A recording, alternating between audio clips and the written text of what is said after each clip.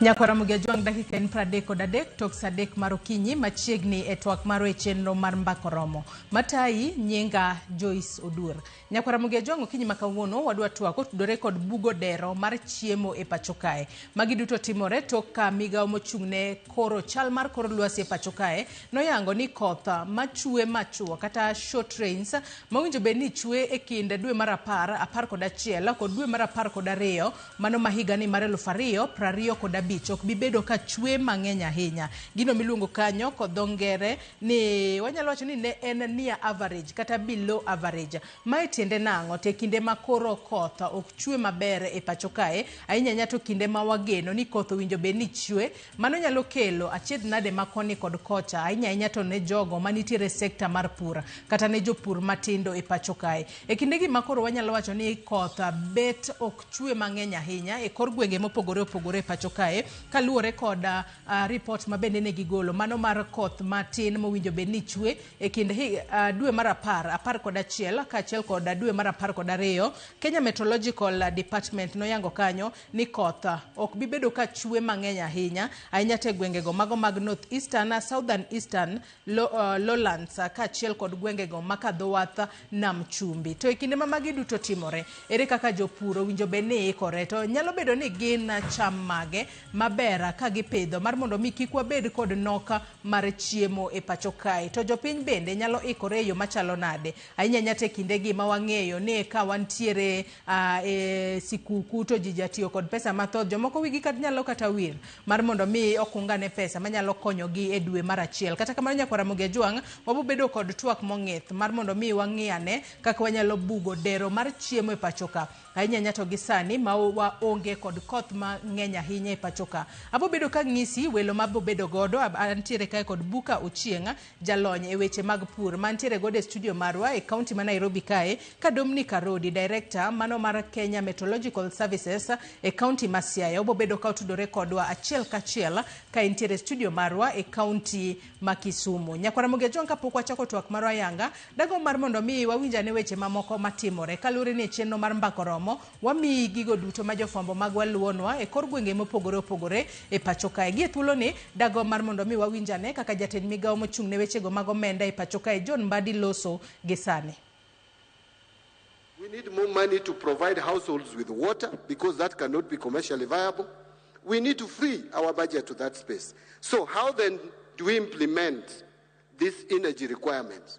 Through this system, by identifying commercially viable energy generation and energy transmission project, and it will work with this kind of arrangement. Lastly, transport. And I've mentioned, we attempted through Adani to do JKIA. We failed.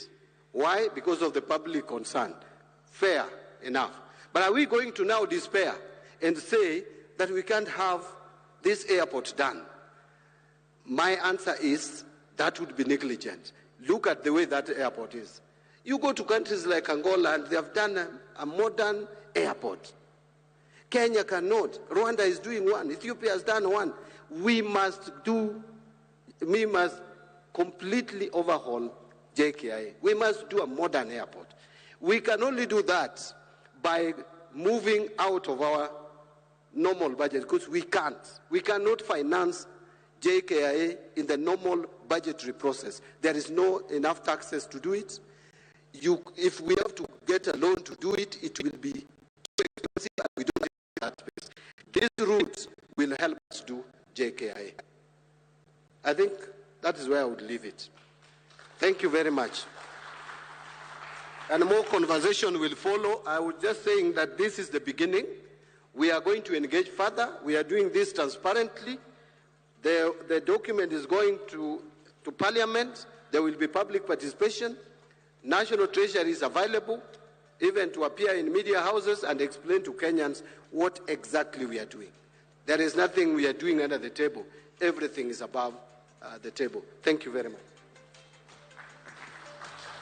Jong mano jatend migao mochung' ne wechego mag omenda e pacho kae John Mbadi ka oloso e romo magintiere godo buore Nairobi ka bende olero kanyo ni chenro duto ma gibro bedo ka gitimo gibro bedo ka gipedho e lela. Oloso kanyo kotudore kod weche mago mag bero paw ndeke mar JKIA buore Nairobi ka kendo wacho ni nitiere thuolo mano mar tudore kod ng'ata manyalo bedo kod penjo mano moriwo nyaka ute fwambo maneno ni gimenyo ne jopiny e yo makare gigo duto ma sirikal timo ahinya to e bero sectors mopogore opogore e pacho kae. Nyakwara Jong matut kotudore kod mano inyalo bedo kod geno ni kuku ka achiel kod tiende ibo bedo ka ineno e weche manyien duto mag odiochieng' makawuono. To bende weche mamoko mabro medo tuch ka wadhi mbele kod chenro mar mbako romo odiochieng' makawuono inyalo bedo kod geno ni wabo bedo ka wakelo ni godo achiel kachiel. Yiena mar mondo mi wadonje twak okinyi makawuono aseng'isi welo mantiere godo e studio marwa e kaunti ma Nairobi kae antiere kae kod Buka Ochieng' jalony e weche mag pur. Oyawre Buka, ichio nade kendo machiegni twak?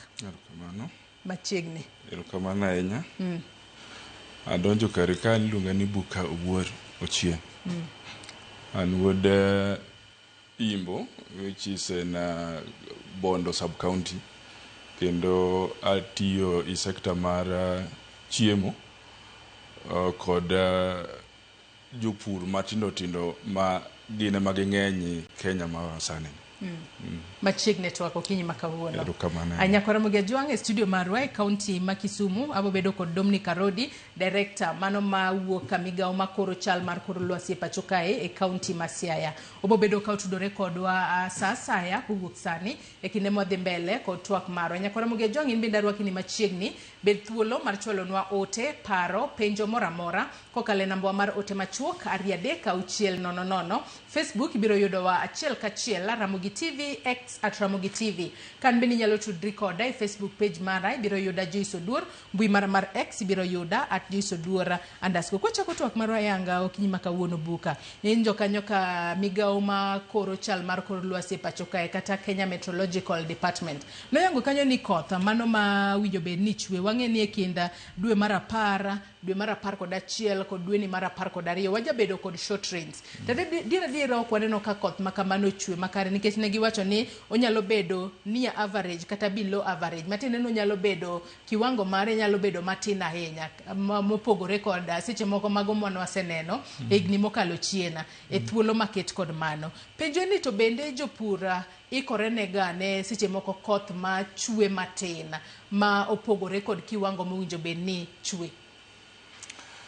Erokamano, ng'enyne ka wani weche mamege pur jo Kenya Meteorological Services yangoga kaka koth biro chwe to ka gibiro magiwachonwa ni koth nyalo bedo ni biro bedo matin ama kaka giwache gi dho English ni nyalo bedo near or average or below average. Oken wach mayot ni muklima mani dale kucha mondo ng'en to koth makoro jogi wacho ni obro bedo machalani to giwacho ni obro bedo ni okobi chwe kako riyo bed no chwe ato kendo gichako gimedo ni dry spell diere kuonde mag chwe gi nyalo bedo mabor moloyo kaka jabetga. Ato kendo gimedo ni temperature bende nyalo bedo ni male moloyo kaka average magin gago ka. Kuro mkulima man piny kuchacha ok nyal ng'eyo to kodhni miwacho ni onyalo bedo ni ochiegni romo kaka oromo kaka obiro gacha. Onyalo bedo ni en koth manyalo chiego cham mage. Bedo ni wan kod different meteorological directors i counties migewa man kaluo kucha. To ka giwuoga yanga mondo giwachnwa ni koth mabiro ni kik utem go gini biro miyo biro bedo madhier moloyo. Kauru pidhuru gik makama mondo uresgo wacho mar chiemo i piny luo. Onge ng'ama biro nwa mowachnwa mano. Koro yudo ka mkulima cha japur cha otema kien, otemo oduma owang', otemo bel owang', tiyudo ka samoro ng'ama notemo moko ma ali machwari kaka nyanya, kaka alot, kunde to samoro yudo. Koro samoro dware ni ka wechegi igolonwa to mondo golgie kod practical exams manyiso ng'ato ni kik utim ma timuru ma gima tunyalo yudo. Iwacho kanyo makare ahinya kendo gi thuolo ni ng'isa ni Dominic Arodi, director mochung' ne migawo makoro chal mar kor lwasi e kaunti ma Siaya, oseikore mano mariwore kodwa e twak okinyi ma kawuono. Yawre Dominic ka intiere e studio marwa e kaunti ma Kisumu. Ageno ni chiew maber kendo boma ma Kisumu bende nitiere makare e okinyi ma kawuono. Ka wadhi mbele kod twak marwa to in bende karwaki e twak penjo mana mabenda penjo Buka Ochienga jalonyo weche mag pur mantiere go e studio ka to Buka wacho ni e kinde ma migawo makoro chal mar kor lwasi oyango ni koth bro bedo matina. Mano wacho kanyo kod dongere ni near average kata below average. Owinjo bed ni ung'iso jopur gigo mowinjo bed ni gitimo, cham mowinjo bed ni gipidho gi mago ma ok owinjo bed ni gipidho. To mokwongo e kinde mane ukoro chal mar kor lwasi wacho ni short rains kata koth matin machwe e kind dwe mar 10 nyaka dwe mar 12 ok bi bedo e kiwango mamalo ahinya. Bende ne ung'iso jopur gino mowinjo bed ni gitimo. Tang'o momiyo mae timore ni koth ok wane ka nitiere kiwango maket kod mago masiche moko nwanene higni mokalo. Dominic.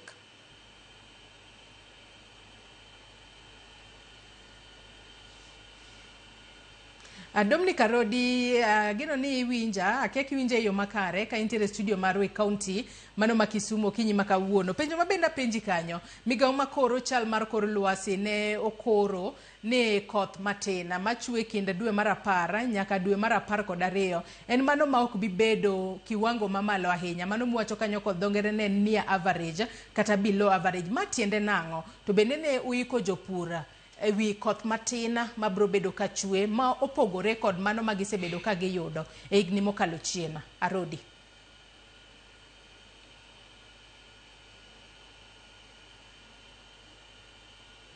Ramogo TV kumiwa thuolo mondo wawuo kod jopiny.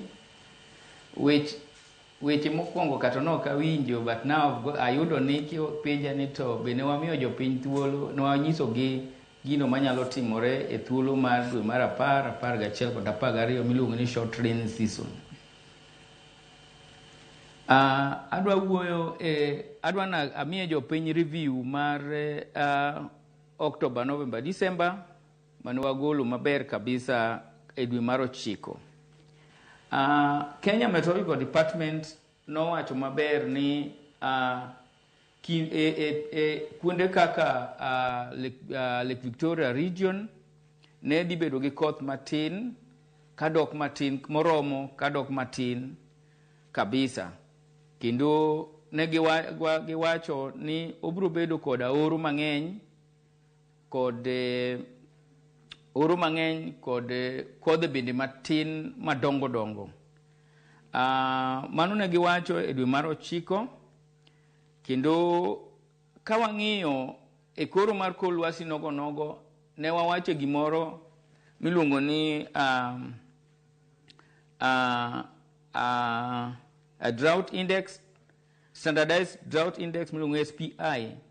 Ne wanyiso jopiny maber ni kwang'iyo standardized drought index ne wanwang'o ka donjo e drought, donjo e oro ne ni malo ahinya.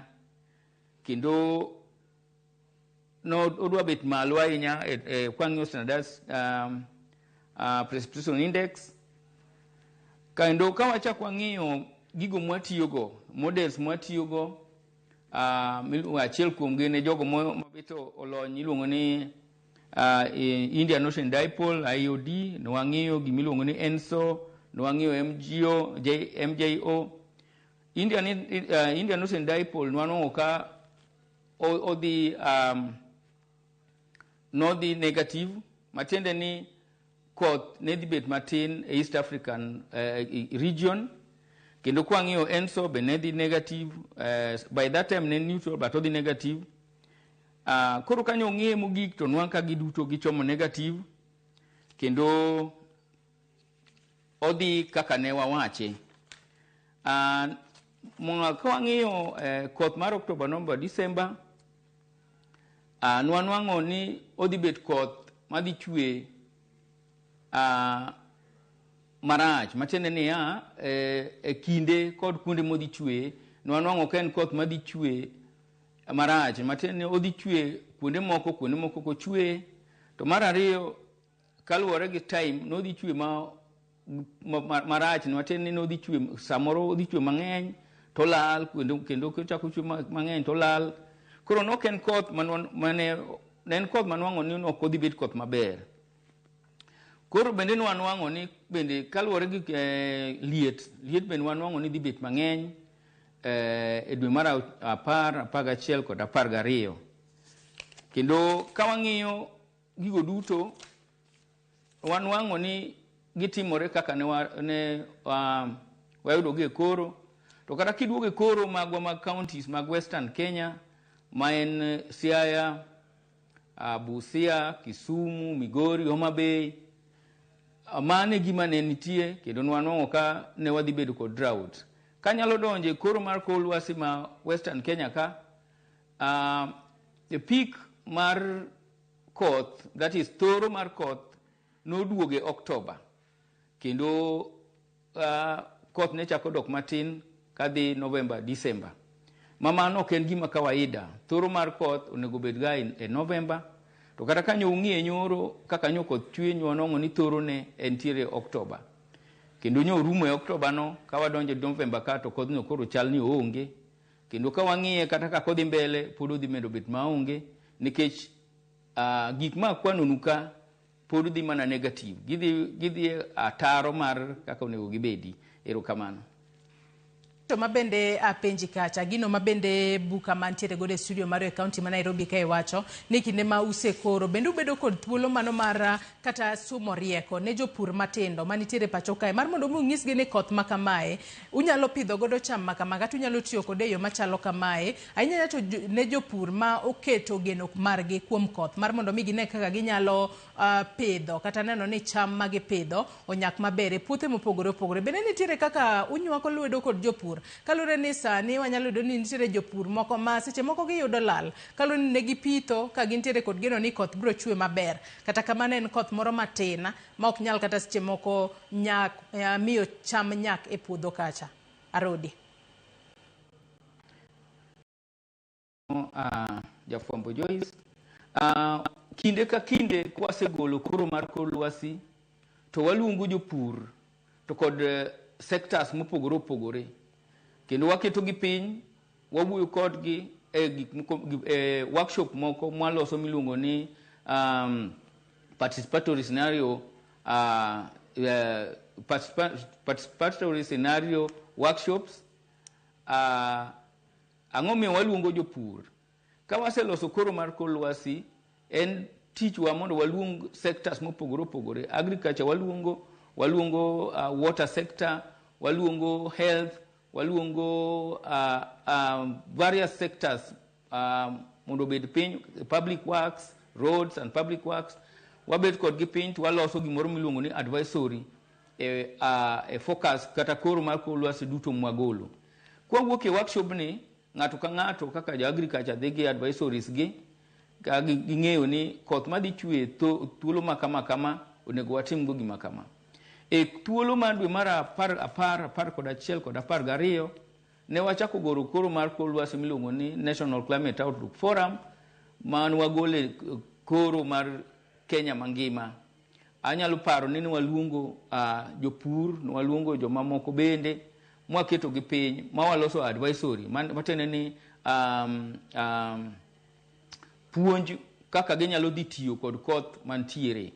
Mane waketo gi piny e national kendo kane waduogo e counties ka ne wachako waloso gik maluongo workshop miluongo ni participatory scenario planning matene ni ng'ato ka ng'ato waluongo to wabed kode piny to experts in fields go waluongo gi waketo gi piny to giloso advisories kata puonj maluwore gi koth mantie. Ne waluongo jopur go kendo ne wanyisogi kaka koth biro bedie. To maduong' moloyo ka waseyudo koro mar kor lwasi to wawuotho radio stations kod TVs kendo wawuoyo gi jopiny ni koth mantie biro chalo kama gi kama. Actually ka wanyalo wacho koraka nawuotho radio FM radios mogwarore kendo na nyiso jopur ni koth mantie to dhi bedo matin, odhi bedo moromo to biro dok matin. Kendo na nyiso gi maber ni wan gi thoro mar koth dhi bedo dwe mar 10 to kendo koth ni dhi chako bet matin kadhi mbele. Koro wasebedo kwa tiyo gi jopur maber, kendo kata kama sama wantie ni ang'eni jopur mawinjowa wang' notiae ogoye tik, jok mosebedo ka tiyo gi kor mar kor lwasi. To kata national wasetemo kwa wuoyo gi jopur, kendo waluongogi wawuoyo kodgi e radio kata e TVs, kendo anyalo paro ni ka ok wiyo wil akia ni season ni kapo nasebiro Ramogi ka, but apa the other season nabiro ma wawuoyo gi jopiny. Erokamano. Erokamano ahinya Dominic Arodi, Director mano mar Kenya Meteorological Department e County ma Siaya, kuom leronwa okenge mabende ukawo maneno ni ka usegolo ka usekoro chal mar kor lwasi tuneno ni wach makamano kata milome makamano ochopo ne jopur e yo makare. Buka ka duoki e twaka iwinjo kanyo kaka Arodi oloso ni kinde mathoth gitemo ahinya mar mondo mi ging'is jopur kotudore kod chal mar kaka koth biro bedo ka chwe. Kata kamano e kinde gima koro migawo ma koro chal mar kor lwasi noseyango ni koth obo bedo moromo lakini ok biro bedo jopur pidhe ahinya migawo ma koro chal mar kor lwasi osegolo koro margi. Kalonno wacho kanyo ni bende ne nitiere kaka ne gikoro ni oro bende nyalo bedo, kata bedo ni koth biro bedo to ko bedo moromo e gwenge moko bende oro nyalo bedo. Gin cham mage mawinjo bende ni jopur pidho manyalo bedo e kinde ma koth nitie matin moromo kaachiel kod e kinde ma koth onge, kinde ma oro nitiere? Buka. Erokamano ahinya. Amor ka winjo kaka Bwana Arodi loso kwa studio ma Kisumu. Nitie gik moko mang'eny kapok adonji penjo mipenja, nitie gik mang'eny mabende wacho kanyo mabende daher ni bang' mani atwage kode matin, kecha bende an japur kendo an jatend jopur matindo, to ka winje joga moko mowacho ni ne giyudo advisory kowuok i kaunti ma Siaya. Pok adhiye kata i mbui mar kaunti ma Siaya maneno advisory manigigolo, nikech kata ka gigolo ribo be nikete i mbui ma kata ka ng'ato dwa neno mondo mondo wach joge inyalo ng'eyo ni kadhi mbui ma Siaya County anyalo yudo. To kata ko wacho ni koth biro chwe moromo kadok matin, kiani moromo ni obiro chwe kanye to obiro bedo kodok matin ka en kanye, penjo maber to negi wacho ni wakulima nunyalo pidho cham kanyo to kodwoko. Lakini kuri penjago we mondo anto mondo duoki, nikech kwa yudo ka cham oko yudo koth tiyudo kata joma notiyo kod mbolea ne makonyo kore wang'o cham no. Koro matiende ni wach mar pini en wach ma moisha ni en gima muhimu sana i dongo mar cham, ma kuonge to cham nyaka tho. Aneno kwene moko ma bel ma ji samoro ni nyalo paro ni ochayo oro ka bel wang'. Koro kwendewa mwae ka koth osebiro koro chiek kama, ne nitie oduma moro niluongo ni katumani, to itime mang'eny ahinya e pinje mege Ukambani. Korwa kocha ni tinda neno ka ok ong'eny ahinya, to en wach mar daher ma jowa motelo ni migawo mar pur mondo rangie weche mege kodhi mar cham miluongo ni katumani ka yore mag Ukambani, nikech kari bad migawo mar timo research mar government ma Kenya oweni Kaluro. To yudo ka Kaluro ni moro ka moro omi crop ma oringo go mbele, kaka Kaluro ma Kakamega ng'iyo weche mag omuogo, Kaluro ma Ukambani ng'iyo mar katumani, Nakuru ng'iyo wach mar beef, Naivasha ng'iyo wach mag mege dairy. Koro ribo bende girange wach mar katumani mondo chopno e pinywa kocha, lakini crops moko mabende wanyalo ringo go piyo ka koth tin gin sana gin gige kaka alode kod legumes.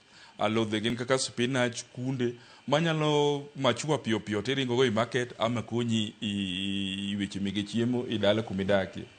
Kaachiel kod nyanya gin gik moko ma kokao dwe mar achiel miwinjo ka Arodi wacho ni koth nyalo biro chwe matin ama machiegni moromo. Gik moko kaka alode go konyowa kabisa, lakini kwa donji serious to wayudo ka wang'e mantie mang'eny. Koro legumes kod alode mopogore opogore kod budho giri nyalo konyowa i yore ma seche ma koth tin. Mwanyalo ringo go kendo nyalo miyowa chiemo kendo nyalo miwa gik moko matin mwatero i chiro mwanyalo uso mondo wanyiewgo gik moko mwaonge go. To tok migawo makoro chal mar kor lwasi ne osekoro kama, bende jopur ne adjust mar mondo mi gine kaka gipidho gigo manyalo nyak mapiyo piyo, kose jopiny jopur pod onge information mi ywak miwacho kata ni e kaunti ma Siaya pod ikia kuma advisory ma kamano nochiwe? An jopur ma bedogo kendo mwalosogo onge moseng'isa ni noluong-gi ama ng'at gimoro jatend gimoro nodhi advisory scenario building in Siaya moduogo opimnigi mowachnigi ni ABCD magi emonyalo timo. Kang'iyo kata gwenge mwawuokie yudo ka weche mag short rain gi mwoluongo ni OND October, November, December kochopo ji tema nikech kata koth mar chwiri chande samoro ok ober ahinya, to cham wayudo i puothewa kande bende tin, puothewago bende tinde giduogo matindo tindo nikech population marwa idho, to kuonde mane wapurego koro yudo ka dak ji goe dala puothegi bedo matindo ma kochopo sach opon ji kendo ringo dok i puothegi temo ni kata katek giwacho ni kwer ok riam doyudie gimo matin. To yudo ka ok oyud kaka noparo nonyalo yudo. Samoro bende yudo ka japurni pesa manen go matin monyiewogo kata kodhini odhi owang', koro kendo weye ka koro kendo en modhier molo kaka nochako cha. To an gi kora kaka ng'eyo opok ayude advisory ama japur moro mong'isa ne wan Siaya ama jo Siaya bano obedo advice ni kik watima pok ayudo. To koro kakikele studio sani ma anena rodi yande nadwaro namba ne kabisa nikech an machiegni sana kod director ma Murang'a waloso kode i weche mige puri. To nong'isa odhi rango na directors man mag Luo Nyanza numbers gi to pok otimo man. Koro ang'eni katiko ka abro tudra kod Rodi no mondo kadhi Kisumu kata kadhi Siaya bedie kod piny mondo ang'iye kaka dwa kony jopurwa madala kucha. Wacho kanyo makare ahinya, kendo nyalo wacho ni kawuono jahawi ibo bedo kiyudo namba ne mar mondo mune kaka unyalo konyo jopur mondo ging'e kit kaka ginyalo pur ahinya nyate kinde ma ochwal milome ni koth ok bibedo ka chwe mathoth ahinya. Rodi ang'e ni in bende intiere kod duoko minyalo gombo mar mondo mi iduoki kotudore kod gigo ma buko wacho. Kata kamano ing'isa ni wakaw yo madundo gi sani ka waduogo tabo bedo kami thuolo. Nyakwara Mugia Jwangi kidhi mabor wamodho pi matin waduogo.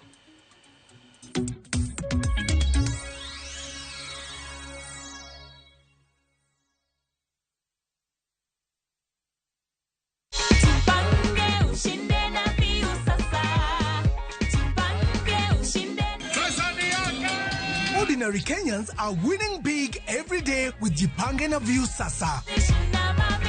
Over 3 million shillings already awarded. You can also be our lucky winner. Simply subscribe to View Sasa from as low as 50 bob through paybill number 724177, account number, your telephone number. Watch your favorite shows and you could be our daily, weekly and even the grand prize winner of 2 million Kenya shillings. Nikisema View, mnasema Sasa. View Sasa. The more you subscribe and watch, the more your chances of winning. Simply subscribe to View Sasa through paybill number 724177, account number, your telephone number. Jipange na View Sasa. Subscribe, watch and get rewarded. Jipange na View Sasa.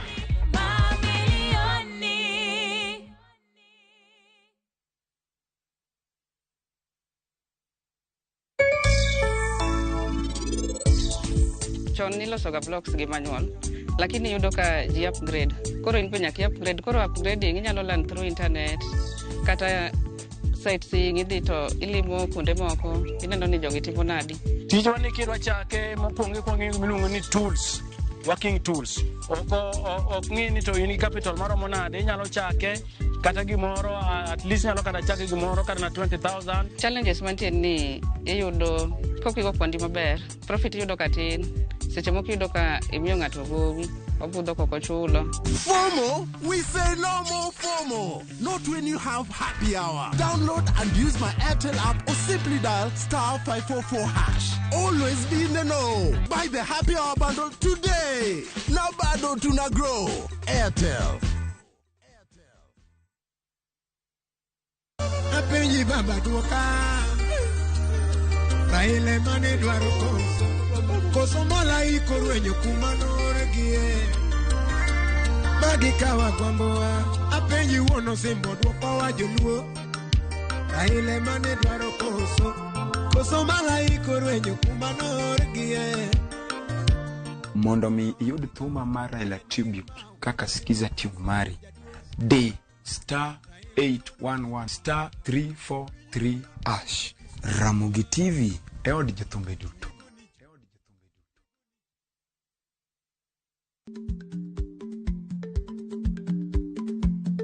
Jarik ni jamuod nyoyo gi goyo.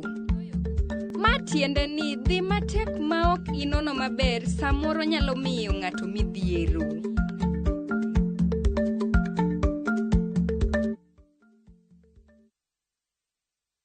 This festive season, begin a story. Qatar invites you to experience a different kind of magic where every moment feels new, every sunset feels personal, and every traveler is welcomed with warmth. Discover Doha with our festive Qatar getaway from the 23rd to the 28th of December from just $1,385 per person sharing. Explore the dunes and the inland sea on a thrilling desert drive with a barbecue dinner under the stars and wander through the charm of Souq Waqif, where tradition meets the modern pearls of Doha. View travel, moments that matter, memories that last.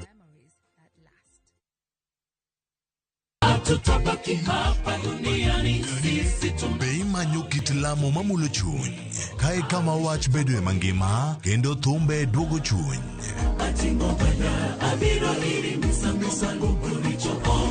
Wariure kanyakla mondo wakelni adiera, geno kod ote mar kinde ma wadakiegi. Wachak wadogi ruon wach ma en Nyasachwa.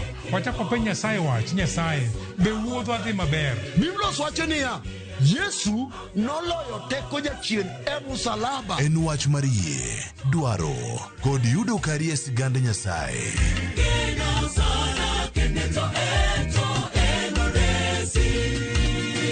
Injili ngima, sabato ka sabato, sari okinyi, kik bai.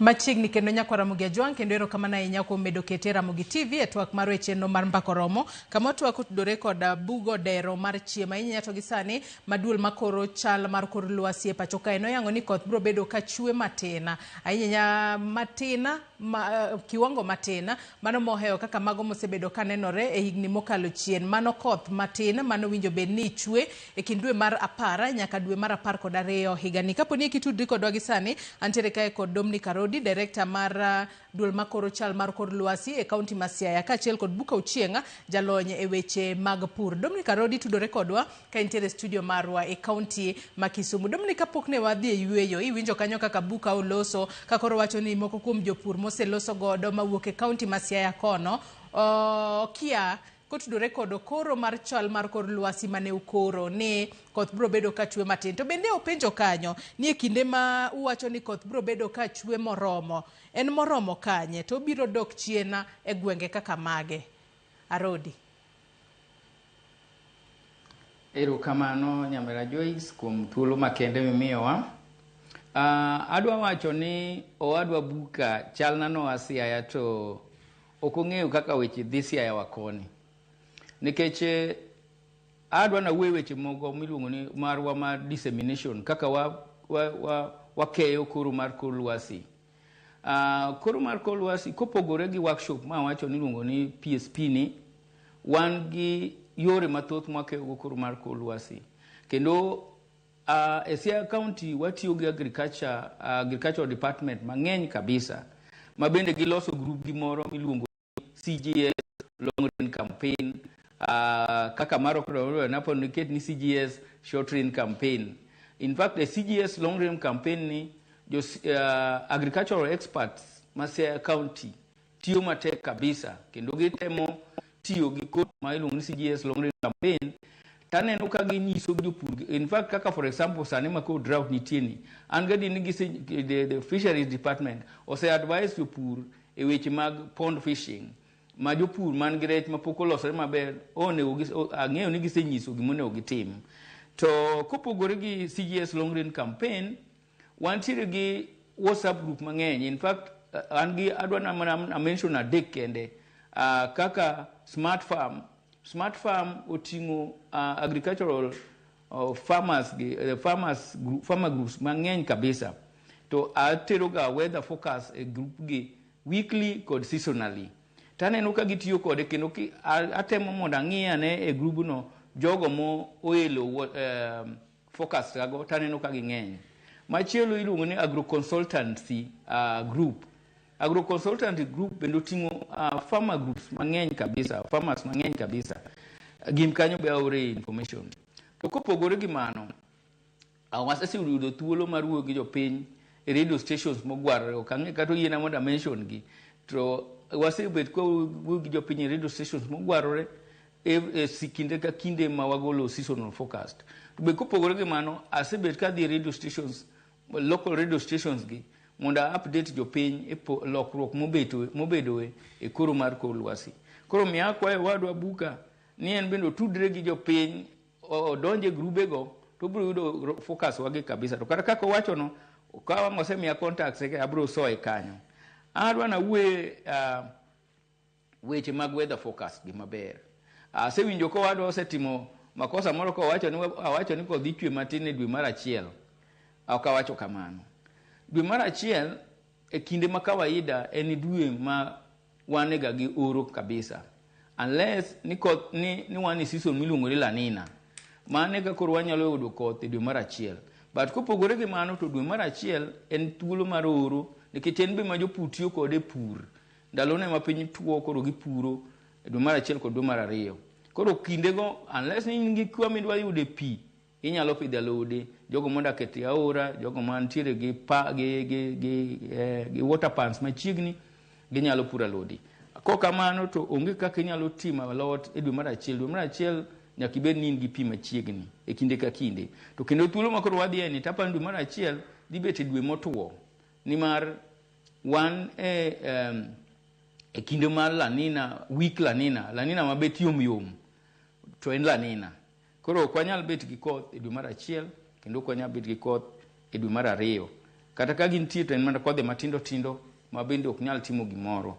To koluwore gi weche mag dissemination, aseluone maber kaka onyalo yudowa. Actually in Siaya County, ok ang'eyo, but e Siaya County to wamako maber kabisa kendo jopur mohero weche mag koro mar kor lwasi ka leo gi koro mar kor lwasi mar week ka week to gigochona kendo gipenya nang'o timore.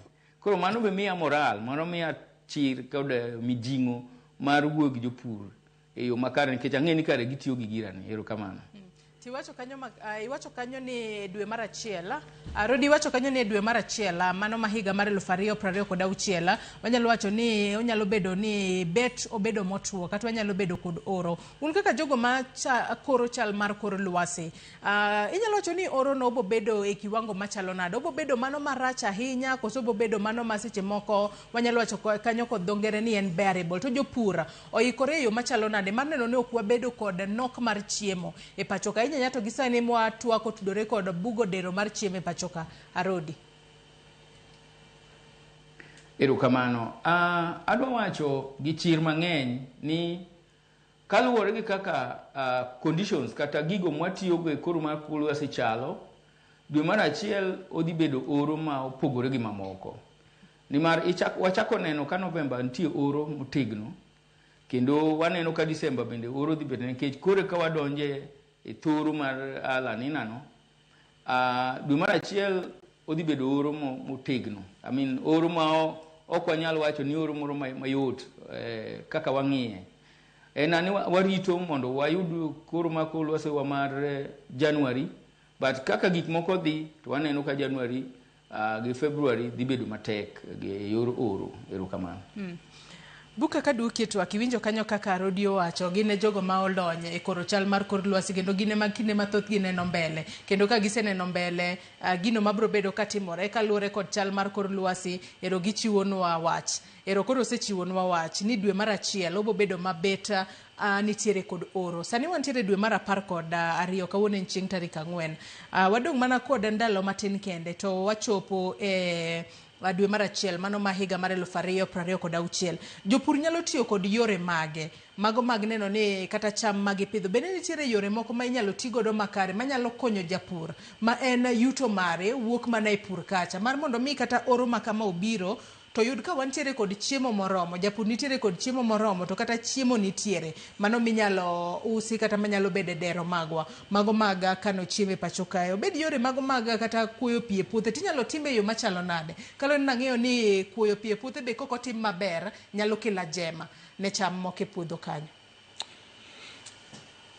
Erokamano Joisa, tich bedo matek kabisa kusebedo ni koth onge kendo keche mabiro kendo dhier medore, lakini kapo ni kaka Rudi wacho dweje makoro wachomo ni en dwe mar oro kabisa, ok ang'e ni chien kanyo winjo nade na wacho ni dwe mar achiel koth biro bet apano ko winje maber lakini kochakre dwe mar 12 dwe mar achiel dwe mar 2 bedo ga ka oro ng'eny to iyudo ka gwenge mamko chande wabedo blessed kod yore mag yudo pi kendo gwenge moko maimbo kata nyocha nan Rusinga en island mabendo oluor gi pi, Homa Bay kata na Migori counties wago duto nigi pi machiegni ok mabor ahinya to kata gwenge mabende machiegni gi pi be pod iyudo naka weche mige kechgi ng'enya koro kata kapod adok machien awinjo ka Rudi nowacho kanyo ni gin kod dissemination platforms mang'eny magilose gi wakulima kendo ofele ni jogo tiyo kod gik magiwacho nigo to an nyocha kata kawuok Rusinga maringo ma ng'ado Luanda kotie na ringo gwenge mawuyo mago adhi Asembo adhi Imbo adhi Gem aneno mana ka chama ni puodho gin cham mane wakulima jopur mane tiyo mano puro puothego chal ka gima lony mar kor lwasi ma Rudi wacho ni chal ka gima information no kochopo ni nikech king'iyo tineno ka cham ok dhi maber puodho matiene ni ok ne gin gi knowledge ni koth mabiro ni dhi bedo matin to kata kane gin go chal ka gima nowacho ni nyalo bedo moromo to kendo nyalo bedo noduogo matin nitie kaka samoro information bende kowach to japur yudo tabu mang'eny ahinya mondo owinj ni gini omina ang'o kaka jogo wacho ni lakini ka duogi wach miwacho na cha mipenja no en ni ka wan igwenge wago nitie kaka wanyalo timo gik moko kaka iluongo gi dho ngere ni conservation agriculture ma puodho no timule matin kabisa minimal tillage ma en kata kidwa ni pidh gimoro tipidha mani burno kene ipuro iketo kodhi nino tiwaweya lumno konyo irite na mucha mantie ilobno nitie gik moko kaka iluongo ni climate smart agriculture gi dho ngere ma bende jowatiyogo ato nitie moko miluongo ni agroecology matiyo kod science masani to kendo utiyo kata kod culture kod traditions mane dayewa ne tiyogago iyudo chiemo ka koro sani kaka wang'iyo waneno ka chal ka gima wadok kaka ne dayewa kwerewa chon ne puro gacha nikech waseyudo ni pur masanyasani ni oseketho gik mang'eny kabisa koro agroecology sani biro kendo nitie nyaka strategy mar implementing it ok ang'eyo ni siayo chopo kanye lakini nitie counties moseloso strategy gi magiringo kendo gilokrego yore mege pur iyudo ka wang'iyo ni health mar soil ni kuma chiembwa ni aye soil ni health mare ochanade kwang'iyang'ia to ugolo nwang'o ka kwang'iyo to kuma aye ni ang'ono mwaduoko ni soil ni mondo wayudgo chiemo maber maonge kod chemicals koro kwadok kwende mwantie to koth onge wang'iyo gik moko kaka mulching nikech kata kiketo pi to kikete oboke moko ma geng'o chieng' mondo kik kaw evaporation pigni to kata kiolo ni pi na lodi no to pigni ringa to kikawo lum pot yien moko mibiro mi ipedhi puothino tiyudo ka kiolo pi to pigno bet ilono kuom muda mrefu ka alodhe nigi tiyo kod pigni. Koro magi gik moko ma ka wan kod jopur kendo watimo ni mondo gitemie tiyo kod rieko kailagi mondo wayudgo chiemo seche ma kor lwasi opogre kendo seche ma koro wach mege koth oringo mowewa itabu man gotie sani. Ato nyaka sani bende magi gin tiegruok ma jopur nitiere godo moromo ma ginyalo neno ni gikasre gitiyo kode mar mondo mi kik wabed kod nok mar chiemo kochopo dwe mar achiel higani. Joyce, ka wachni gadiera jopur man gi rieko kaila mwalose gigi tin kabisa. Kata kidhi gwengewa kane nyalo yudo ka ng'ato temo to king'iyo tineno ni en kod nia maber ma mondo olos chiemo mondo obed gi chiembe kendo oyud gimoro monyalo dhi uso, lakini rieko ni oonge go.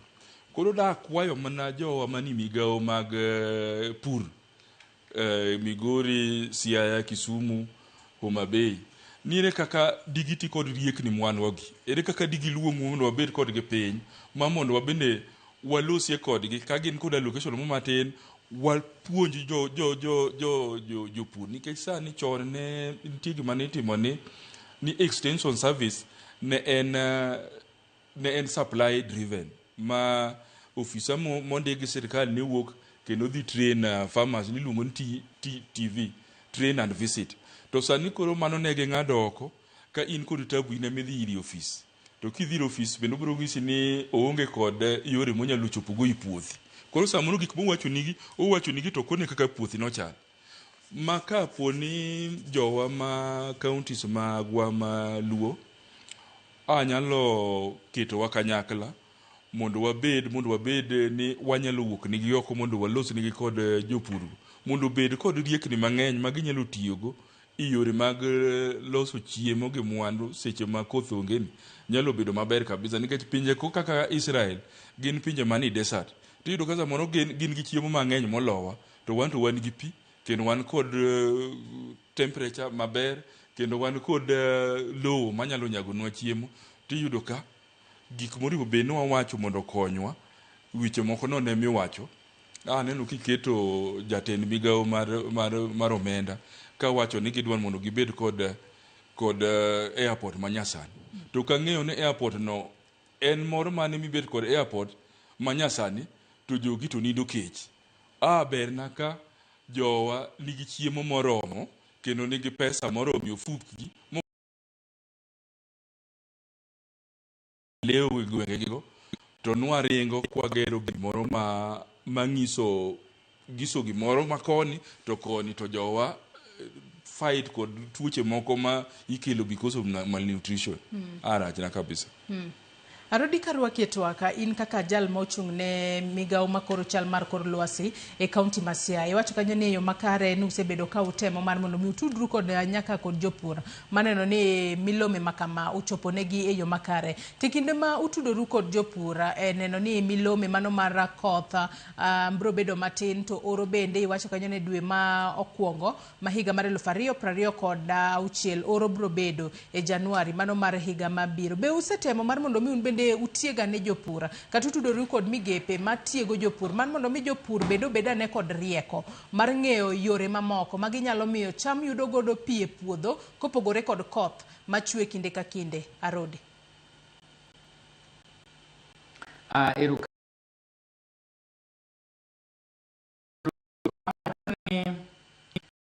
Buka owacho gimoro maneno ka odonjona maber ni nitie kaka wawacho weche wa makuru mar kor lwasigi ma samoro jopur ok winj makare nikech kwa wacho ni koth dhi chwe moromo kadok matin. Ober mondo wawache ma japur winje maber. Moromo ni en mane? Moromo en koth machwe kawaida. Japur ka japur ong'eyo ni ka koth chwe to onego bed maromo kama e thurwa ka kendo onego chwe sama kama nyaka sama romo kama matend for example kwa kawo koth mar October, November, December ma dwe mar 10, 11, 12 en koth monego chwe kochakore dwe mar Siaya mar pinywa mar Siaya ochakore dwe mar 9 nyaka dwe mar 12. To kakoro odwa chwe matin ne kanyo, to kanyo makwa wacho ni distribution ne kako dhi chwe tin. Kodwa chwe matin mopogore matin molok mokalo kanyo. Koro be nyaka japur tang' ni to ka ochwiga kama to koro ang'o monego wapidhi. Koro miyo languages gi be wasetemo duoko gi wasetemo keto gi mayot ne japur kabisa mondo winjgi, kendo jopur machiko itgi ne wechewa mag kor mar lwasi tapani sani to koro winjowa, nikech wasetemo keto gi mayot mogik mondo jopur oyud kaka winjogi. To adwa wuoyo kaka wawuoyo gi jopur, penjo mipenja ni ere kaka wasewuoyo gi jopur mondo oti gi gigi mwawacho kaka koro mar lwasi wawacho ni biro bedo koth dhi bedo matin. Siaya County to kata counties wa mamoko bende wan gi koro mar lwasi adek ma watiyogo. Watiyo gi koro mar lwasi ma wagolo ka juma, koro mar lwasi ma wagolo dwe ka dwe, to koro mar lwasi ma wagolo bang' dweche adek ka dweche adek. Koro mar lwasi ma dweche adek ka dweche adek ber gi japur nikech otimogo planning ma long range mondo ng'e ni to kako dhi chwe chako dwe mar 9 apur puodho dwe mar 8 achak abedna osebedna asepuro puotha koro akomo dwe mar 10 kata dwe mar 9. To koro mar lwasi mar juma dwe ka dwe bro update dwe mar dweche adek gi, matene ni nyalo bet ni tie lokruok e kind koro mar lwasi mar dweche adek. Koro mar dwe ka dwe ni bro update mar dweche adek gi. To koro mar lwasi mar juma ka juma ma jo turwa ma Western Kenya kanwa timo gimiluongo ni scoping nonyiso wa ni ber kodgi kabisa. En koro konyi short term range planning gi, maka inyalo timo top dressing, kaka inyalo timo spraying, kaka inyalo doyo.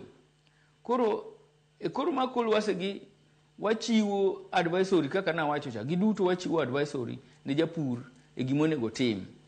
In fact kata kidhi koro mar lwasi wa madwe mar 11 12 idhi nwang'o piny kanyo kwa keto advisory ni japur kaka onego timre gigo mabiro sani gi koro mar lwasi ma keto no. E wik ka wik waketo advisory, e dwe ka dwe waketo advisory. Koro miyo jopur ang'eyo ni jopur ma follow maluwo koro mar lwasi to ok nigi chandruok ahinya. But nitie gimoro ma bende anyalo wacho ka. Japur nigi yiene moro. En gi yiene moro ni wawatem Nyasaye nitie samo koro mar lwasi gi be ok jabedo ga maber kaka wachgi. So inwa ka ng'ato timo adiero kaka wadwa buka ne wuoyo onego wakom kaluwore gi koro mar lwasi.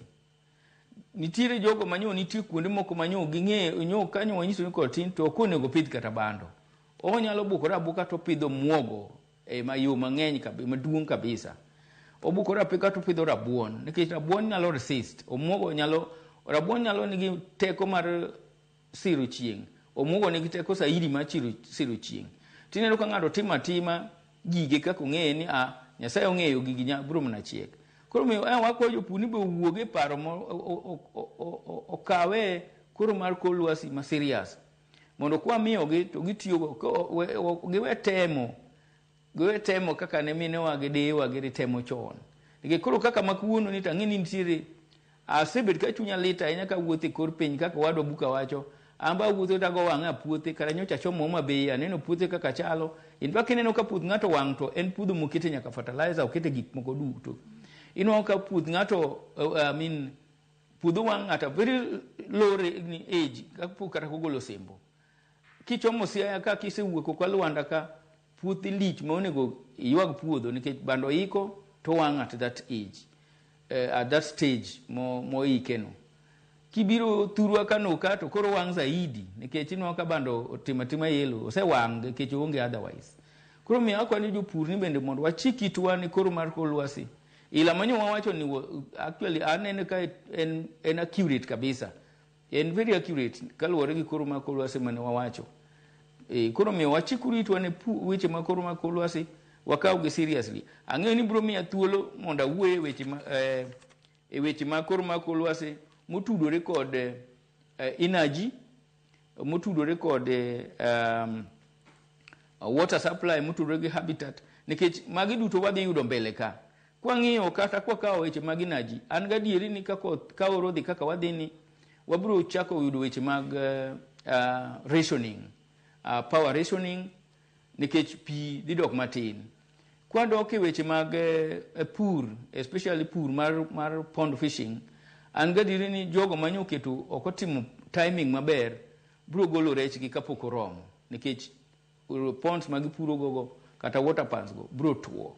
Koro miyo ang'eni biro miya thuolo mondo awuoy kod, nikech mae thuolo ma Nyasaye omiya maber mondo atem nyiso gi tang' chon, nikech kik ng'ato bed gi geno moro mbele ka, moro malich ni kod dhi chwe ni biro pong'o pond na, ni kia Nyasaye ong'e wang' no kony pond na ni to koth to onge. Koro miyo ang'ena thuolo aboyro matin mondo awuoyro kamano. To mana kar dhogi kanyo mana rodi wechego mago mag pith kaachiel kod kata wechego mago mag rech, mana kama iwuoyno kinyalo mana lieko ne Nyakora Mugeja, nikech thuolo bende waonge godo mang'eny ahinya okinyi ma kawuono, dong mana gi dakika matin to bobedo ka watieko twak marwa okinyi ma kawuono. Ji oikre e yo machalore nade? Kata kamano ing'isa ni akaw yueyo madundo gi sani, bang' yueyo mwakawo ibobedo ka ing'isowa kotudore kod wechego mag energy kaachiel kod kata wechego mago mag pith mag rech ma itimo fish ponds mopogore opogore. Nyakora Mugeja wakaw yueyo madundo, ote magi bende abobedo kasomo bang' yueyo mwakawo gi sani, kik idhi mabor.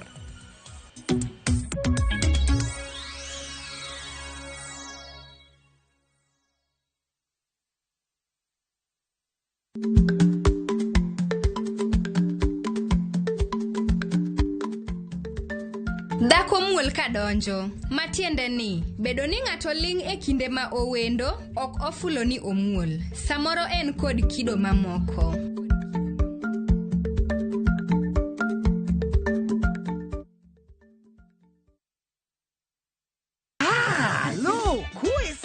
E gweng'ni, wach landore mapiyo moloyo ote mar pesa, kendo nyiero en chenro mar oganda.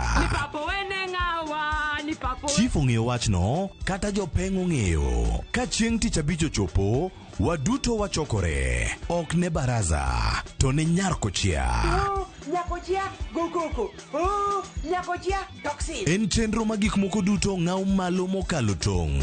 Chakre sigendni, weche miwacho. Pato akanyi leo chunya, nonyuoli pur. Riwre uru gi oganda duto, kendo we uru wanyier ka gima ok ochuno ni ng'ato chul puotheno. Kokija richo, ting' badi malo, Jehova Nyasaye golo nyaka moponde ndalo. Nyarkochia, tich abich, saa 1:45 otieno, mana e Ramogi TV.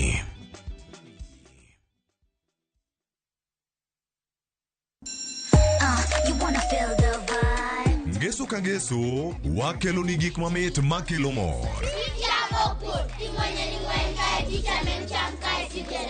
E rogo mar nyithindo kae, wakelo ni talanta. Loso gi lwedo, wapuonji tedo be, gi moko mamit. Rogo mar nyithindo, ngeso saa 3 mar okinyi, mana e Ramogi TV.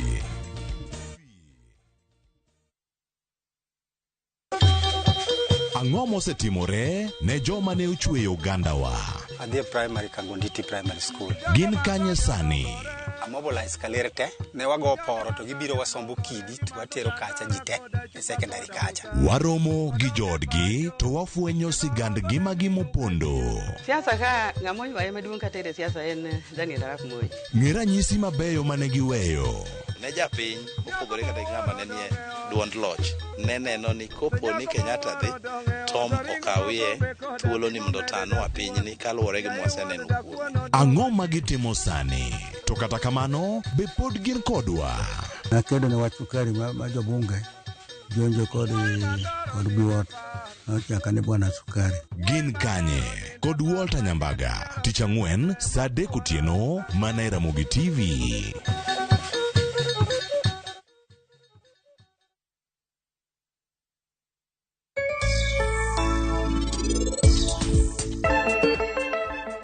laktar kokalo Ramogi TV kawawacho ni ngima en mwandu. Nyinga en Ruth Otieno. Mano ne dwaro tich mar ratiro kendo wuogi customer yo moriere. Customer unyalo winjoru godo kwa dwaro gimoro mondo losne. Ndio sasa fomu ya kushinda milioni na shangwe at 25. Ukitumia Safaricom unapata nafasi ya kuwa mshindi popote ulipo.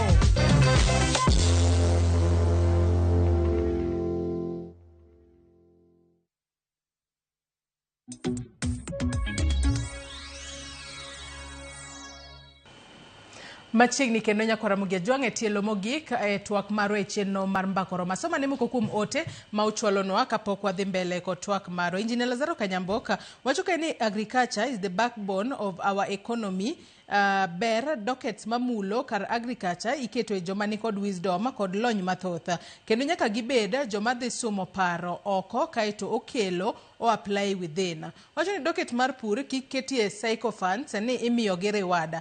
Agriculture ka ber to kata counties magwa dhi bedo lesson dependence kendo gibiro collect more revenue. Majoko bimanyo rieko jomoko bimany rieko kuomwa. Erokamano ahinya kuom ote makamano. Ote mamoko manyakwara Mugia Jwang' chwalonwa onyisa kae ni mbakoro moler game Siaya an Malaki Orondo kagolo pacha kuom koro mar lwasi manene ogol kod met. Aneno ka ok nene en kare nikech nene giwacho ni koth dhi bedo matin to kar bedo matin to olal chuth ma piny otho marach ahinya gema kaeri. Advisory ma Arodi wacho ni nene okwa winjo. Omiyo gima Arodi wacho no ok en adier. Mano pacha Malaki Orondo oneno waka intiere gema e county ma Siaya. Kenneth Ochieng' bende wacho ni sirikal nyaka koro ng'e kaka ginyalo subsidize basic commodities for common mwananchi. Owinjo e yo makare ka entiere dala mano mar Kamuga Kamwala. Mago mana moko kuom ote manyakwara Mugia Jwang' chwalonwa kokalo yore duto te mag tudruok mano moriwo nambwa mar ote machuok 236600. Ote machielo wacho kae mano mar Malaka kendo wacho ni kogolo pache mano wach machielo ma ok wawuoye sani. Mano golo pache kotudore kod wach mano mar nurses manitiere e county ma Siaya. Nyakwara Mugia Jwang' med chwalo ote magi kokalo yore duto te mag tudruok kabo bedo ka somogi e kinde ma wadhi mbele. Ka wadhi mbele kapok adokir Arodi ka entiere studio mar e county ma Kisumu buka nyaka sani wach mabende Arodi otemo mana mulo matin. Ang'eni kopogore kod pur wantiere kod wechego mago mag pith mago mag jamni kaachiel kod kata wanyalo wacho ni chiaye mamoko. Jogo mapidho kata jamni, jogo mapidho rech, jogo mapidho kata mwandu mamoko oro kotonge makine manitiere oro dhok jayudo pek mano mar kata chiemo magichamo. Tang'eni en jalonyo wechego mag pur kaachiel kod pith. Jogo manitiere sekta mar pith to winjo bed ni ikore e yo machalo nade. Inyanya to motelo ne dwe mokwongo kalo ni dwe mokwongo ma siemo ko nyalo bedo marach moloyo kata sani. Ko sani dweche makoro wadhiye ni ka kiluwo weche mege jamni bedo matek kabisa kendo ibiro yudo ka gwenge moko nitie ma jamni especially dhok, diek, rombe jomoko nyalo biro wito jamni magin go kendo mano bedo asara maduong' kabisa. Nitie kuonde moko maneno ka samoro government golo advisory ni jok man gi jamni mondo offload oter ni Kenya Meat Commission giyudie pesa ni mar ka koth biro duogo kendo to ginyalo nyiewo moko machielo mondo gidhi mbele kod pith margi. To samoro iyudo ka japith nigi attachment kabisa i jamni ma en gono ma ok odwan mondo tere e chiro, ok odwan mondo usne kata ng'ama midekro mako madwan mondo en gi liel mondo oterni welungi wendo jomobiro liel. Odwan mondo obed kod dhenika to oro biro mapek chiemo bedo ne lumo onge to ng'atni ibiro yudo ka owito dhok kata rombe kata diek. Koro gima duong' kabisa ni oro kanitie tiseng'iyo maber mineno ka wache mege lum dhi bedo mapek. En advice ma samoro wuok i midiengi mege sirikal ni mondo jamni ma in go ka kinyalo yudo ng'ama nyalo uso ni machiegni to mondo offload ni Kenya Meat Commission umi pesa, ibed gi pesa ni ofuki kinyalo timo gik moko machielo titimgo to kinyalo rito ka kendo koth oduogo tinyiewo go jamni machielo tidhi go mbele. to kata koweyo mag dhok machamo lum pod wan kod gik minyalo pidh kaka iwacho ni rech ma ji sani kidhi gwenge maimbo kata ma Homa Bay king'iyo nambwano kikadho tineno ka fish cages nitie mang'eny. Fish cage en gima kata koth nitie kata koth onge, en gima odak e pi kanyo nyalo miyi lokruok mari yore mag yudo mwandu. To gimoro kaka gweno en gimoro ma wasebedo kwa pidho to ng'enyne wabed ni wadak gi gweno kwa pidho gweno. Iyawo ne ayawa gokinyi to godhiambo kendi loro ne uroma rome dhot kanyo, lakini ikian gweni ni chama ng'o, ikian odak nadi to toka tog ni to samoro idhi chielo. Ok wadak kod ok wapidh gwen kaka owinjore. To gweno no en gima nyalo loko ngimawa ka koro wachopo kuonde ma koro oro ng'eny. Kwanyalo pidho gwen kendo wanyalo pidho gik mwa nyalo bedo ni nyalo dhi mbele ndalo ma oro nitie. Nikech ka kwatimo mano to wabro yudo ka weche mag puodho ndalo onge gimwa yudo, to gine koro ka jamni koni ma in go matin bende ka kigo kwano maber moko nyalo biro tho, to ka kin gi rieko mowinjore to kinyal ng'eyo to mage gi mage minyalo bedo go ndalo ma oro nitie. Nikech gweno kata ka in kode ndalo ma oro nitie no bende ka nyithind gwen go boro success rate margi ni malo kabisa. Yore mag gibro wuogo kinyi ka gidonjo itho mamiyo gwen tuoche moko mopogre, bronchitis, infectious, mago bedo ni onge. Koro ndalo oro no kendo success rate mar gweno no, nyathi gweno mondo wuog gi tong' matoye molokre gweno yot kabisa moloyo ndalo mag koth. Koro joluo oriwo bedni wamiyo riekni kailagi ma mondo giombgo dhier ma samoro donjo gwenge mang'eny. Erokamano ahinya kendo ilero kanyo makare. Dominic Arodi ka intiere studio marwa e kaunti ma Kisumu, itemo menyo kanyo weche motudore kod wechego mag energy, water supply kaachiel kod wechego kata mag habitat mago mag rech ma ipidho e ponds mopogore opogore. Kendo iwacho kanyo ni e kinde ma koth obedo matin to wechego mago mag sitima bende nyalo bedo kanok kendo nyalo kelo wechego mago mag power rationing, kata neno ni gwenge moko bedo gi stima sani to gwenge moko ok obedo godo. Gi sani ang'o mowinjo bed ni timo kata jopiny nyalo ikore nade ahinya to ne kinde no kapo ni onyalo biro mbele ka? Arodi. Erokamano kendo ago erokamano mathoth. Owadwa Buka olero kabisa chandruok ma oro nyalo kelo to kata solutions be ogolo ne chandruok ma oro dhi kelo, kendo kanya winjo kowacho maler kabisa. Ta adwa wuoye weche moko ang'wen kata adek kaka energy, economy, ecosystem, water supply kod social effects. Koro kachako gi energy nyalo bedo gi ng'ikruok e kinde mwadhiegi nikech pi ma watiyogo, energy mwatiyogo sana en hydro mawuok e pi, to pi ma watiyogo thothne giwuok e aoche miolo e dams kata loso hydro power. Koro dams gi level gi nyalo dok piny nikech oro mantie, koro koth dok piny. Koro kanyo jo piny oikre ne water ration, power rationing, nikech kochomo ndalo dweche 2-3 to obviously wadhi bet gi low production nikech pi tin. Then economy waneno kaka wadwa ne wacho wan gi low agricultural production, to bende na like production no tin kabisa. Koro wakoni jogo ma oyudo gimoro matin otem kano, especially e yor agricultural production otem kano nikech ikore mbele ka nengo mar gigo mwatiyogo kaka gig agriculture be dhi malo nikech gitin. Koro jopiny gigo ma in go matin watemo mayudo matin wakanuru, to kendo kata atemo wuoyo ka wuoyo gi county governments kata national government ni the county governments onego teme silos kata storages magin gogo gitem kungo mondo kony jopiny e kinde mabiro mbele ka. Ok wang'eyo ni oro nyalo gik karang'o nikech gima ng'eyo ni ka dwe mar 11 ni onge koth, dwe mar 12 bende nyalo bet ni onge koth, to dwe mar 1 gi 2 to onge ga koth pile. Koro mano wan gi dweche 4 moridre maka ok to kendo kata ka wakomo ibro ke kata dwe mar 6-7. Koro gigo wan go duto wan gi dweche mokalo 6 ma wadwa bet matin gi chiemo. ecosystem wadhi bet gi ecosystem habitat loss matene ni inyalo nwang'o ka kuonde man gi bunge iyudo ni kong'ere dwa nano lar kod yudi nikech gidwaro chiemo e utewa ka gidenye kuonde ma gichieme to bende nitiere gik moko ma jatugre gi weche mag oro kaka wildfires.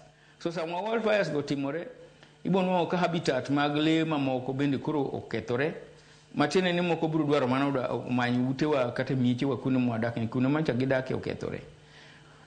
Water supply kadoke en ni water supply biro bedo gi ng'ikruok nikech pige mwatiugo gin mag koth to giwuok e aoche to matin mawagole nam koro thothne wadhi nwang'o ka pi mwagoyo ne water suppliers service providers gi goyonwa dok matin matene ni ji duto biro chomo mana pi tap kata pi ang'o nikech pans kata dam water pans gi kata gine moko matindo bugni matindo mwakunyo ne pigi dhi dok matin kata dhi tuo so wanyalo bet gi supply mar pi matin koro samoro amora koth nyalo chwe nikech kwa wacho ni koth ok chwe flat inyalo yudo occasional koth moko matin wanyalo harvest mago to wakano to watiyogo. On health issues wan gi heat stress nikech kaka wawacho ni ne wakoro ni liet dhi bet mang'eny tadier kata kuneno nitiere discomfort mathoth ahinya sani kosechakre sani kiwuok oko ka romo saa 4 tineno ka piny obari ndas. Heat stress ni rach kod jogo madongo kata jogo man gi terminal illness tuoche ma ji bedo gogi koro heat stress ni to aparo mana ni jopiny jomadongo nyalo temo bet tie yien odho tie yien kuro be liet nitie wanyalo ketore kuonde ma huyanga mondo wayud kaka wayude yamo moro matin. Katieko mogik to anyalo wacho ni ok ni mogik thuolo pod inyalo meda to anyalo wacho ni nitie jogo ma ok yud koro mar kor lwasi nikech nyaka respond ne weche moko ka nitie jogo ma ok yud koro mar kor lwasi kaka owadwa ma wuok game cha owacho ni koro mar kor lwasi ma owacho no kone akwa ni kawa otiko to nyalo konya gi contacts wan gi grube mang'eny mwakete ji to yudo koro mar kor lwasi kendo e grube go nitie nyaka advice ma gitimo kendgi inyano ka ng'ato kone adwa uso dienda adwa uso dhianga to ibinjo ko wadwa cha wacho ni kaka horo ntiere wanyalo dispose of gine dhok mang'eny kata diek mang'eny mabiro chando wa gi oro koro grube gi nitie kaka ji advice jowetegi to kendo gi advice jowetegi weche mag pur koro ok ni nyocho kwa golo koro wadwa gugie mionge to tudruok samoro ko wasetudore kodi maber koro ok nyocho wagolo advisories nwagolo to nitiere e game nitiere kibiro wagaika nitiere county ilongo nang'o jok mochung' ne county weche mag agriculture gi owadwa Simolo ni kanyo nyaka be ni ng'eye ka in japur adier koro itudri go wadwa Simolo bro mi wachgi kaka waoro negi kendo kaka omiyo advice ochiwo advice o append advice ne advisory focused kata koro mar koro mwagolo ka kamano to wapidhuru yiende kuonde waduto mondo wapidhuru yiende nikech yien ni be nyalo duoke liet mar chieng' piny samoro samo oyweyo to liet mar chieng' oduoko piny to bende koth bende oywayo kaka oywa koth wanyalo explain bang'e to kaka yien ywa koth wanyalo explain bang'e tudreuru gi forest expert conservators mondo mi yiende munyalo pidho bed indigenous trees obed trees mage kiwa pidha yien abaramach jatendwa mar conservator Masiaya nitie kendo en ng'ama rich chopo ire yot wuouru kodgi mondo ginyiswa kaka wanyalo pidho yiende mondo wameduru ywayo koth e pinywa mar Siaya wameduru ywayo koth e pinywa mar West Kenya ka Kisumu, Homa Bay, Migori, Busia mondo wabed gi koth wamedu bedo koda koth mang'eny erokamano.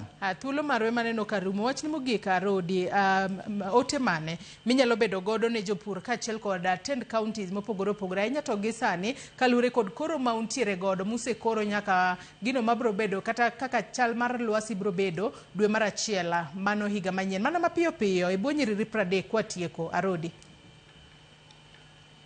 Erokamano. An gino madang' awach ne jopur, jopiny mane Western Kenya ka, obed Siaya, obed Migori, obed Kisumu, obed Homa Bay, ni wachikuru itwa ne koro mar kor lwasi. Gini ok en gima koro dang' wawach ni wakete to kata kiawa, nikech uneno ka wawache to donjo kare. Koro waket chikuru itwa ne koro mar kor lwasi kinde ka kinde, wawe ukete kaka nokete chon, ma nikete mwisho, to yudo ka ji osewinjo news mojony. Wakau koro mar kor lwasi ne wakete tim mondo konywa e weche mag pur. Ne county governments asewacho mokwongo ni e weche mag water supply, watem boost water supply, nikech ibiro nwango kata samo gane bowls wa moko biro tamore golo pi e kinde mabiro kani, nikech kata pi ma piny nobedo doga piny ka koth ok chwe. Koro miyo watem e county governments watemane kaka wanyalo tiyo kata kuonde matek ahinya, kaka kuonde moko kaka Ratuoro samoro bete matek, Usenge piny kocha ka Siaya nyabet matek, e Thurwa kaka no samoro tuo matek kabisa, e Kisumu ka, e Migori nitie kuonde matuo kabisa. Wanyalo konyo jopiny kata gi water bossers gi mondo giyude pi maler mar modho kendo gikonyre godo. Ka ok kamano to akwayo county governments ni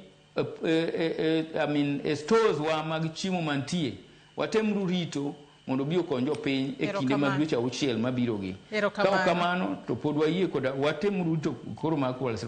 Erokamano e Dominic Arodi, Director mar Kenya Meteorological Services kata Department, kuom chopo studio mar county ma Kisumu mar mondo mi riwri kodwa e twak. Buka Ochienga jalonyisi mag pur wach ni mogik ka watiego. Tanno ka janeno moro kae bende penjo kae ni dwe mane maber mar pidho niang' higa manyien mondo kik wang' an Chemelil kaachiel kod wach ni mogik mana mapiyo piyo thuolo marwe moserumo. Erokamano ahinya. An katieko daher mondo awach ni Arodi ni trust margi kod jopur nolal, nikech osebedo ka samoro giwacho ni koth biro chwe to koth ok chwe, samoro gibiro wacho ni koth biro bedo average to koth biro mang'eny. Koro gitemie bedo gi program moro ma ginyalo wacho ni restoring trust and reliability mondo jopur obed gi geno kuwa kuomgi. Mar ariyo aparo ni mondo aler kane ni wach mar pur kwang'iyo kor lwasi ni mondo waket genowa i koth mokwang'eyo yore maber biro miyo wamedo dhier i gwengewa. Kapo ni governors wa man Kaluo nyalo riwre mar mondo gitimie irrigation schemes moko matindo tindo mondo kel lokruok, aparo mane nyalo dero mar chiemo nyalo bedo nyalo pong' kod chiemo moloyo. Nikech an asedhi Central Kenya matimo evaluation of a project mane gin go kanyo mane girito ka ice osemelt malo e Mount Kenya to ridre piny to gikawo pigno to gigo ka dok malo ewi got kucha to pigno ewi got kucha ka ridre piny ni ji ma gitimogo irrigation. Kidhi puoth ng'ato to yudo ka en gi rabolo manyadundo ni kochakre ka nyaka kamoro nono. Kupimo ni ngimane kaka ne en ga chon kod project no kanobiro ong'isi ni chon adaki od bawoni sani adaki od kidini. Chon an kod pickup ma koro okethre kanyi sani an kod kantan. Koro gik mamago loko ngima maduong' kabisa. Dwe mane maber pidho niang' higa manyien mondo kik yud lal? To koro ano bedo matek kabisa nikech kodhni okwang'e en penjo moro bende ni penjo bwana chana. Erokamano. Kikariambi i TV kawuono. Erokamano thuolo marwe morumo kiva kawuono. Erokamano e Nyabuka Ochieng jalonyo weche mag pur kuom in bende ka thuolo mari mar chopo studio kae mar mondo mi wasum paro marieka ne jopura e pacho kae. Nyakwara Muge Jwangi kanye mwachopo gode giko mar twak marwe chenro mar mbako romo kinyi makawuono. Winjo kanyo ni dwe mokwongo higa manyien nyalo bedo kod oro miyo jopura kaachiel kod jogo moketo geno margi e cham e puodho winjo beni ikore yo makare mar mondo mi kik giyud lala moramora. Nyakwara Muge Jwangi lojo wetena mana bedo gode chenro dichieng' makawuono Sharon Ong'ao kaachiel kod Cleophas Oluoch wagono erokamano ahinya kuom bedo kodwa nyaka gisani mwachope giko. Ibed kod odiochieng' maber oriti masani nyinga Joyce Oduor.